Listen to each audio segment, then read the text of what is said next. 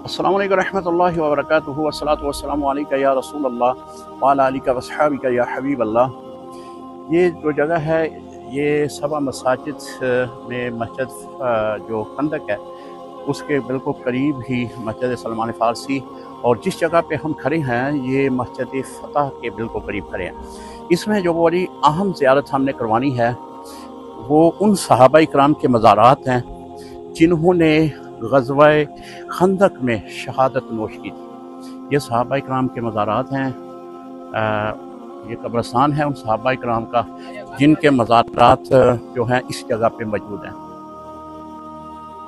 सुबहान अल्लाह, जिन्होंने नबी अलैहिस्सलाम की वफ़ा में रसूलुल्लाह सल्लल्लाहु अलैहि वसल्लम की शरीयत में आपके साथ मोहब्बत करते हुए जानें दी हैं, वो सहाबा इकराम यहाँ पे सोए हुए हैं। ला तक़ूलू लिमन युक़्तलू फ़ी सबीलिल्लाहि अमवात बल अहयाउन वलाकिन ला तशऊरून। अल्लाह फरमाता है कि जो अल्लाह के रास्ते में शहीद हो जाए उसे मुर्दा ना कहो बल्कि वो जिंदा है।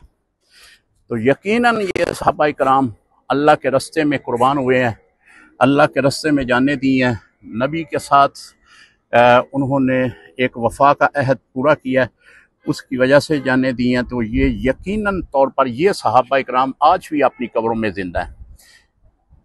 ज़ियारत कीजिए माशाअल्लाह। अल्लाह करीम जो है हमें ऐसे सहाबा इकराम जिन्होंने वफ़ा को अपना मिशन बनाया था उनके मज़ारात पे इस तरह बार बार ज़ियारत करने का अल्लाह ताला शरफ़ बख्शे।